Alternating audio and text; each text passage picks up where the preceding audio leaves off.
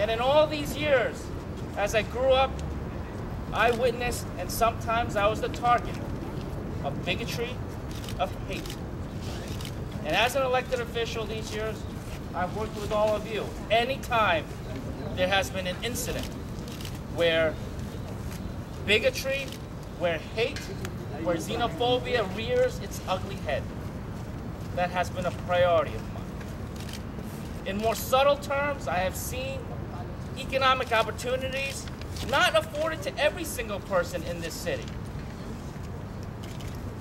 A couple of weeks ago, I held a hearing in the Transportation Committee along with Civil Rights and Contracts to insist, as an example, that as the federal contract dollars, the federal stimulus dollars come to New York, that it is not given out by agencies, huge agencies like the MTA and the DOT, to the same couple of companies that don't really afford our communities the equal economic opportunity.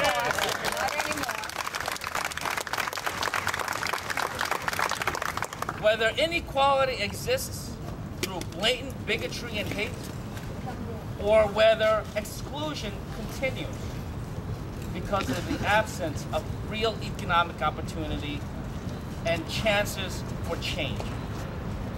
Those are issues that we in government, and I certainly as an elected official, have taken to heart. That it is our responsibility to deliver on those points.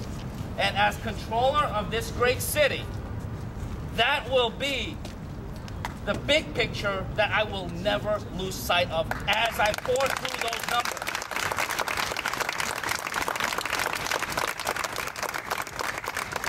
Brothers and sisters, I am so proud to have this opportunity as a son of immigrants, as a son of New York, to stand before you and present myself to the people of New York and ask them for their support to make me the next controller of the city of New York.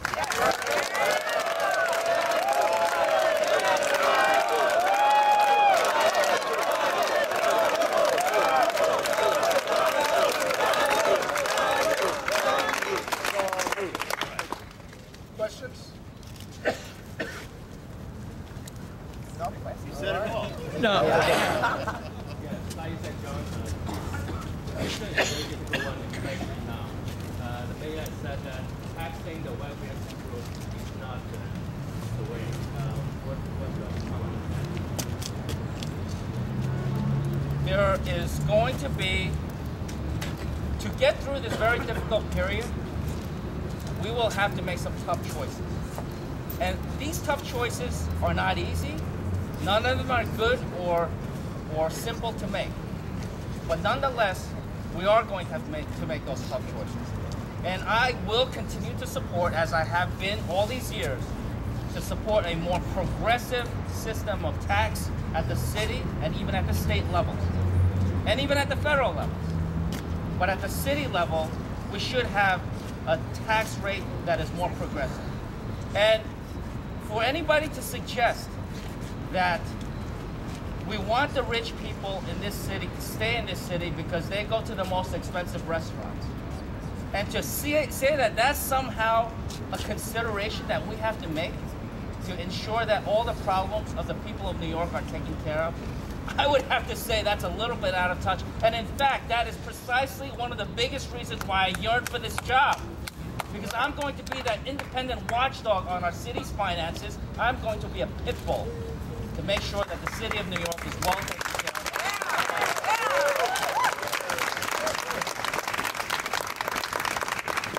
Wait. Down here. Oh, I'm sorry. Can you just explain what role the comptroller has in overseeing some of the city agencies that the city council currently doesn't do or doesn't have? Where's the difference between the oversight that the council has and Sure. what you hope to pick up? The controller has a number, dozens actually, of statutory responsibilities as stipulated not only in the city charter, but under the state law. And a number of advisory boards, as well as binding committees that make the decisions for the city of New York in terms of how contracts and budgetary priorities are laid out and actually executed. It is all laid out in state and city law. A couple of examples, we have the Franchise and Review Commission, which I was intimately familiar with as the city wanted the MTA to take over the former private bus companies. That was a huge franchise that under previous law and over decades of control had been controlled first by the city council and then going up to a higher level of review, the Franchise and Review Commission. The controller has a very important role in the decisions that that commission makes, and that is just one example of, again, the dozens of roles that the city controller makes. And that is in addition to the obvious, which is the auditing power of the controller's office in making sure that every single agency is properly using their budget, and also making sure that every single dollar of the $60 billion New York City annual budget goes out as it was intended. Yep. There's some protesters out there, as you can see. I see them. Right now, we're keeping our questions to the city controller. So we're discussing city controller. Yeah, that's right, I can take it. Yeah, I mean, look, we hang out all the time. These are my friends. They follow me from Flushing. They follow me here. They follow me to Washington. And so, you know.